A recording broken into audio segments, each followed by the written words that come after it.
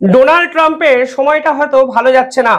দেখুন, পৃথিবীতে সমস্ত স্বৈরাচারী শাসকেরও এইভাবে কিন্তু শেষে শুরু হয়, যা এখন ডোনাল্ড ট্রাম্পের হয়েছে। ঢাকার হোটেলে ভেস্তে গেছে মার্কিন গোয়েন্দাদের প্লট, যারা ভারতের রেজিম চেঞ্জের চেষ্টা করছিল বলে একাধিক জায়গায় খবরে প্রকাশ পেয়েছে। ডোনাল্ড ট্রাম্প ভেবেছিলেন ভারত এবং পুতিনের সম্পর্ককে তিনি নষ্ট করবেন, কিংবা পুতিনকে তিনি একাধিক মিসাইলের ভয় দেখিয়ে দমিয়ে রাখতে পারবেন।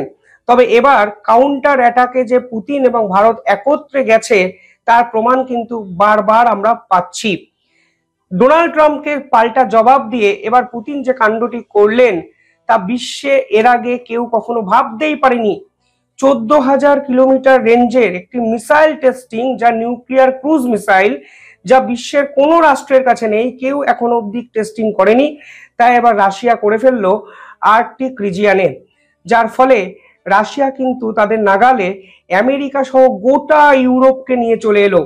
এবার বোঝার চেষ্টা করুন, 14,000 কিলোমিটার রেঞ্জের একটি মিসাইল, যা রেঞ্জ বলা হচ্ছে আনলিমিটেড ক্রুজ এবং নিউক্লিয়ার ব্যালিস্টিক মিসাইল। আমি বুঝতে পারছি, বা আপনারা কতটা বুঝতে পারছেন আমি জানি না, যে এই মিসাইল বিশ্বের কোনো দেশের কাছে নেই, যা পুতিন সাকসেসফুলি কালকে টেস্ট করেছে এবং ডোনাল্ড ট্রাম্পকে স্পষ্ট করে বুঝিয়ে দিয়েছে যে আমাদেরকে তুমি যতই দুর্বল রাষ্ট্র ভাবো এবং তোমার যে হুঁশিয়ারি বা হুমকি দেওয়ার চেষ্টা করো, আলটিমেটলি কিন্তু কোনো হুমকি বা হুঁশিয়ারিতেই আমরা মাথা নত করব না।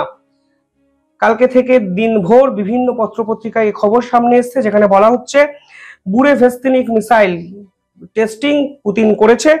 এই পুরো মিসাইলটির নাম 9M730 বুরেভেস্তিনিক মিসাইল, যা একটি first nuclear powered cruise missile, এবং এই মিসাইলটিকেই ন্যাটো কিন্তু স্কাইফল মিসাইল হিসাবে চেনে, কারণ আকাশ থেকে নিচে পড়ে স্কাইফল মিসাইল নামে চেনে। Arctic রিজিয়নে, particularly Novaya Zemlya island, যা কিন্তু আমেরিকার অত্যন্ত কাছে, সেখানে কিন্তু এই পাওয়ার নিউক্লিয়ার টেস্টিং মিসাইলের টেস্ট কালকে রাশিয়া করেছে। সেখানে বলা হয়েছে রাশিয়ার পক্ষ থেকে যে 15 ঘন্টা ট্রাভেল করেছে একটি মিসাইল, এবং প্রায় 14,000 কিলোমিটার রেঞ্জকে সে কভার করেছে, এবং আলটিমেটলি সেটাকে সাকসেসফুলি টেস্টিং করানো সম্ভব হয়েছে। এবার ভাবুন, 15 ঘন্টা ট্রাভেল, একটি ট্রেন করে, একটি ফ্লাইট করে, কিন্তু একটি মিসাইল 15 ঘন্টা ধরে উড়ে একটি রাষ্ট্রকে সম্পূর্ণভাবে, একটি মহাদেশকে সম্পূর্ণভাবে উড়িয়ে দেওয়ার ক্ষমতা দেখাতে পারে। নিঃসন্দেহে ভাই, এখানে আপনাকে পুতিনকে ক্রেডিট দিতেই হবে। এবং এই ডামাডোলের সিচুয়েশনে যেভাবে পুতিন এই মহাপ্রকাণ্ড কর্মকাণ্ডটি ঘটিয়ে ফেললেন, তার কোনো উত্তর এই মুহূর্তে কোনো বিশ্লেষকের কাছেই নেই। এক কথায়, ওই যাহা দেখিলাম জন্ম জন্মান্তরে ভুলবো না, বিষয়টা কিন্তু সেটাই। একাধিক বিশেষজ্ঞরা কিন্তু সেটাই বলছেন। সেখানে রাশিয়ার পক্ষ থেকে পরিষ্কার বলা হয়েছে যে Russia now possesses a weapon capable of evading all existing and future missile defence system, অর্থাৎ এই ধরনের কোনো মিসাইল আটকানোর ক্ষমতা কোনো ডিফেন্স সিস্টেমের আজ অব্দি হয়নি। আমেরিকারও হয়নি, চায়নারও হয়নি, এমনকি বিশ্বের কোনো ডিফেন্স সিস্টেম তৈরিই হয়নি যে এই ধরনের ক্রুজ ব্যালিস্টিক মিসাইলকে আটকাতে পারে।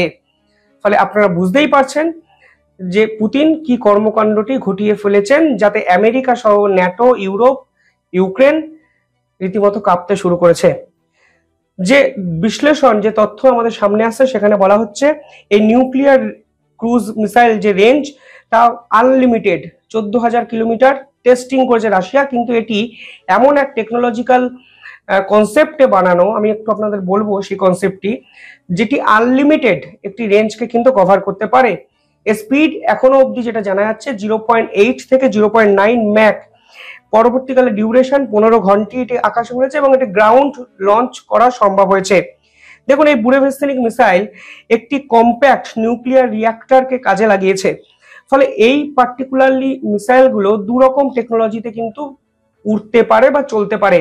একটিকে বলা হয় নিউক্লিয়ার থার্মাল র্যামজেট টেকনোলজি, যেটা কি করে বাতাস থেকে এয়ার কালেক্ট করে যখন উপরের দিকে যায়, এবং সেই এয়ারটাকে কাজে লাগিয়ে নিউক্লিয়ার রিঅ্যাক্টরকে ঘুরিয়ে নিউক্লিয়ার ক্যাপাবেল শক্তি উৎপন্ন করে। ফলে বাতাস যতক্ষণ আছে ততক্ষণ এই ধরনের র্যামজেট ইঞ্জিন কিন্তু চলবে। দ্বিতীয়ত, ক্লোজড সার্কেল রিঅ্যাক্টর সিস্টেমকে কাজে লাগায়, যা নিউক্লিয়ার রিঅ্যাক্টর যখন ঘোরে তখন হিট তৈরি হয়, সেই হিট এই মিসাইলটিকে এগিয়ে নিয়ে যায়।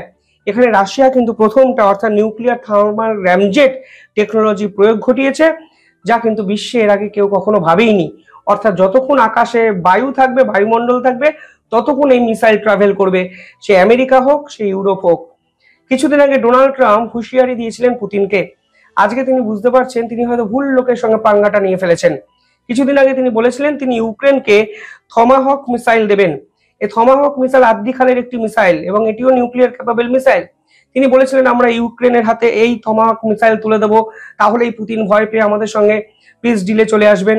আজকে প্রমাণ হয়ে গেছে যে পুতিন তো ভয় পাননি, পিস ডিল তো দূরের কথা, উল্টে তিনি পাল্টা যে ধামাকা দিয়েছেন তা কিন্তু ডোনাল্ড ট্রাম্প সহ গোটা ইউরোপকে ভাই এখনো কাঁপিয়ে দিয়েছে।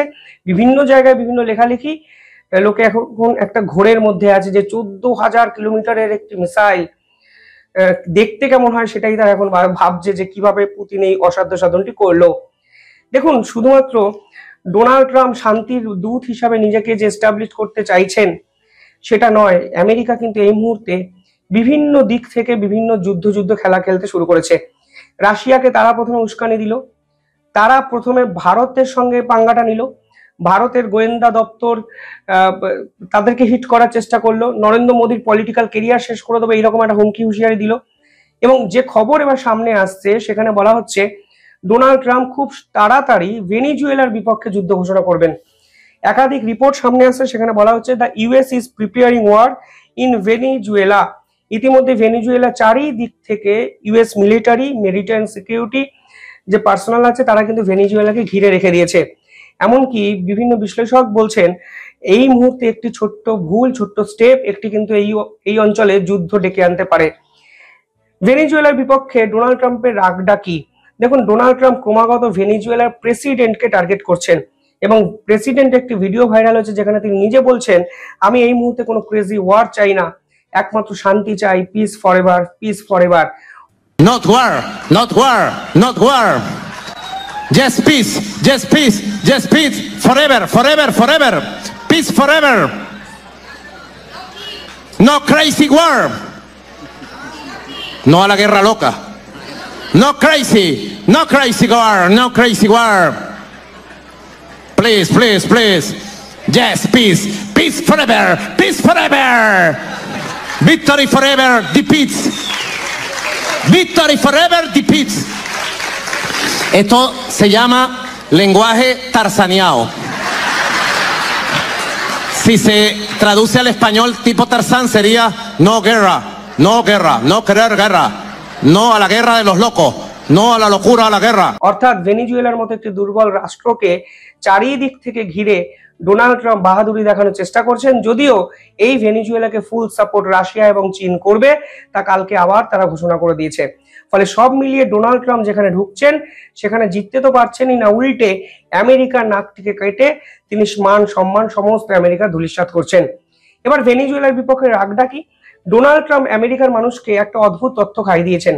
তিনি বলেছেন যে শেষ 1 বছরে 300 মিলিয়ন আমেরিকান মারা গেছে ভেনিজুয়েলার ড্রাগে, এবং সেই ড্রাগ নাকি আমেরিকাতে ঢুকিয়ে দেওয়া হচ্ছে ভেনিজুয়েলার পক্ষ থেকে, যা খেয়ে আমেরিকানরা মারা গেছে এবং সংখ্যাটা 300 মিলিয়ন।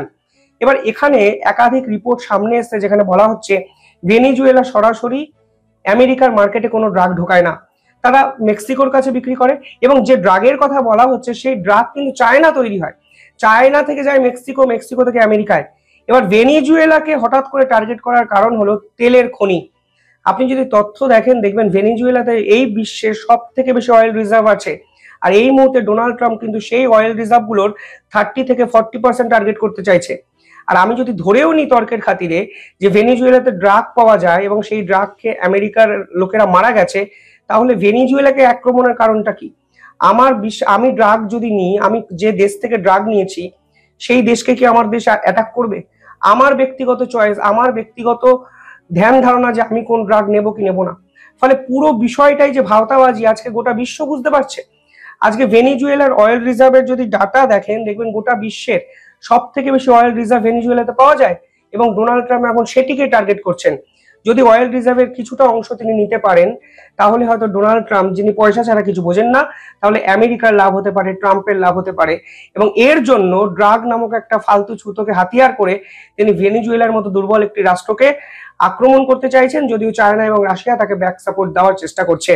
অর্থাৎ ডোনাল্ড ট্রাম্প যা চাইবেন এই বিশ্বের নাকি সেটাই হবে, সেই দিন কিন্তু কার্যত শেষ। কালকে রাশিয়া হুঁশিয়ারি দিয়ে বুঝিয়ে দিয়েছে এবং পরবর্তীকালে চায়না বলেছে আমরা ভেনেজুয়েলাকে সাপোর্ট করব। এবং সব মিলিয়ে নরেন্দ্র মোদীকে শেষ করার যে ছক আমেরিকার গোয়েন্দারা খেলেছিলেন বলে বিভিন্ন মত প্রকাশ পেয়েছে, বিভিন্ন জায়গায় আলোচনা হচ্ছে, সেইখানেও কিন্তু ট্রাম্পের কিংবা ডিপ স্টেটের এজেন্টরা বড় ধাক্কা খেয়েছে। এবং ধাক্কা খেতে খেতে ডোনাল্ড ট্রাম্পের শেষটা যেভাবে হবে তা গোটা বিশ্ব কিন্তু একদিন দেখবে, তা কিন্তু পরিষ্কার হয়ে যাচ্ছে।